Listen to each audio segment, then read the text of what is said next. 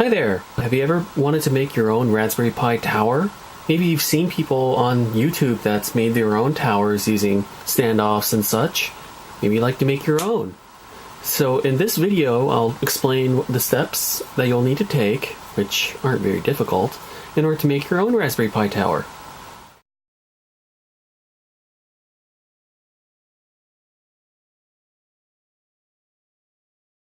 So basically in this video, I'm going to be talking about making your own Raspberry Pi tower using basically Model B boards. So this would apply to the Raspberry Pi 2 Model B or Raspberry Pi 3 Model B along with the Raspberry Pi 1 Model B+. So if you have one of these Raspberry Pi Model Bs as the initial version, you're not going to be able to make your own tower because the holes that are in the circuit board are different from the Model B+, which I don't have over here, and the Model Bs of the Raspberry Pi 2 and Raspberry Pi 3. As you can see, the Model Bs have the same hole positioning on the circuit board, so we'll be able to put some standoffs into those holes to construct our Raspberry Pi tower. So, first step, one of the things we have to know about the mechanical parts of the Raspberry Pi is that the holes in the circuit board are listed as being 2.75 millimeters. You can actually get this information by going to the Raspberry Pi website and looking at the mechanical drawings they have for the Raspberry Pi 3. So, now with that information, we have to think about what kind of standoffs that we can use to construct our Raspberry Pi towers. So what I tried to do was try to look for some standoffs that were under 3 millimeter diameter but larger than the 2 millimeter diameters, which are the next common smaller ones around.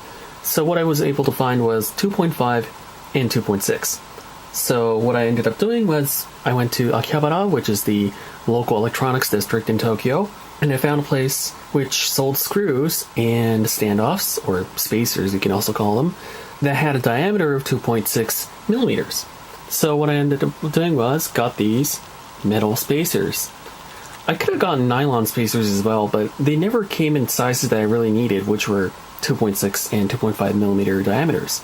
They were available in 2 millimeter or 3 millimeter diameters, but if I were to use 2 millimeter diameters in these holes, the spacers would be too wobbly, so really wouldn't provide the structural support that you would need in a Raspberry Pi tower.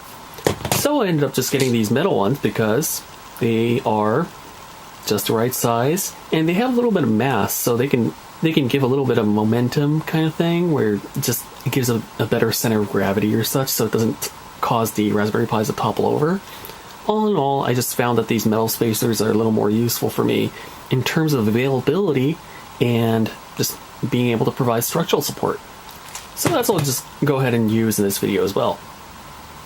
So these spacers come in various sizes. What I have are 15 millimeter length, 10 millimeters again, 8 millimeters, and finally 5 millimeters. So the thing about these spacers are they also have female ends and male ends as well. So some of them are male-female, and some of them are just female-females, so I can use them on the ends of a tower, just to make it look nice and give it a little bit of support as well. And the reason why I have all these different lengths of spacers are that at the beginning I was actually experimenting what the ideal length would be between these Raspberry Pis, because so there's basically going to be a minimum amount of distance that's going to be required between these two Raspberry Pis, or else you're going to have them hitting each other, which is especially bad because there's a lot of pins on the backside that could end up shorting with the top of these USB ports or the Ethernet port. That's not a good thing. So after some experimentation, I found that about 20 millimeters is the clearance that you'll want between two Raspberry Pis without having the pins touch each other or cause any kind of problems like that.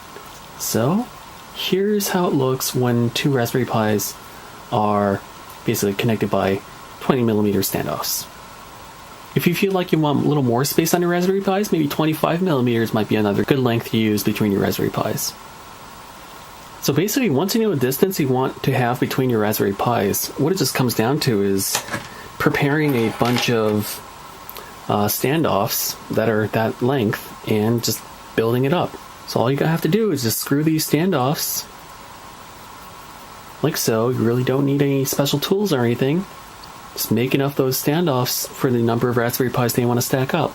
You probably don't want to stack up too many, but you can probably make it as high as you're comfortable with making it. In this video, I'll be stacking up 4 Raspberry Pis, so basically I'm going to need 4 of these 20mm height standoffs for each Raspberry Pi. So that's going to come out to be about 12 pillars that we need. So I'll just go ahead and start making those.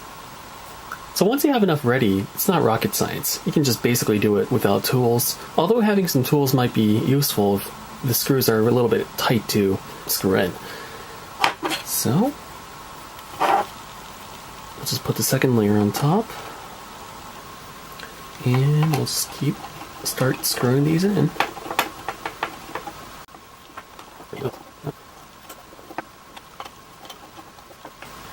Alright, I'll just keep doing that until we have all the Raspberry Pi stacked.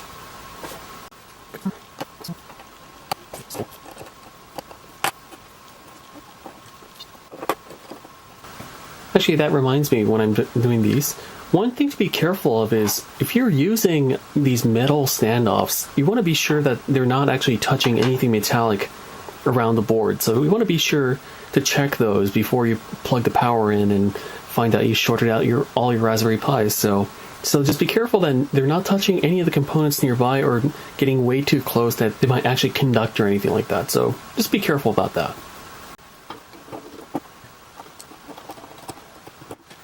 And here comes the last one. This is actually a Raspberry Pi 3, and as you can see, the holes line up perfectly. So for the last board, we really don't need to prepare 20mm spacers unless you want to put more on top later. So I'm just going to opt to use these 15mm spacers that I just happen to have lying around. So I'll just go ahead and use that. Sometimes these spacers, I guess the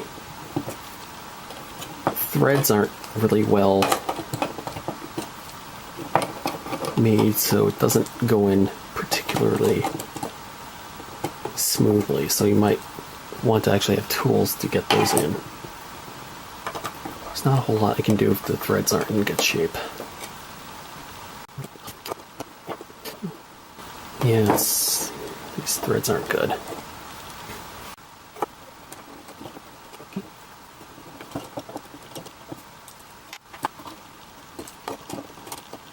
So there we go. We have our Raspberry Pi tower. As you can see, they're pretty densely constructed. So it takes very little space and it's fairly solid, as you can see. So one of the things I forgot to mention was at the very bottom of the Raspberry Pi tower, I'm using these spacers that does not have a male end on it, so they're both female, so I can just use it as like a base, like this. Okay, so one final precaution. Since we're screwing in these metal spacers, you might end up getting some metal shavings and filings and such coming off these metal spacers. So be sure you look on the board and just check that there's not any filings that are loose on the board itself, so it doesn't cause any shorts or such. Just that's one more thing to be careful of. So yeah, basically this Raspberry Pi 2 tower concept has been inspired by other people who've made Raspberry Pi 2 clusters and such so they can do distributed computing with their Raspberry Pis. I actually wanted to make something like that as well, so that's why I ended up getting multiple Raspberry Pis. But I actually never came to use it, so I'm just using it for these kind of projects like this. But in the future, maybe I actually like to run some distributed computing, maybe like Hadoop cluster, Hadoop file system, something like that might be fun to play with. So for now, I'm just experimenting with ways to physically configure Raspberry Pis to make them as dense as possible, or such challenges like that.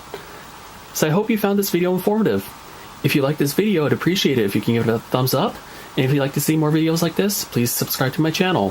Thank you very much for watching, and see you next time.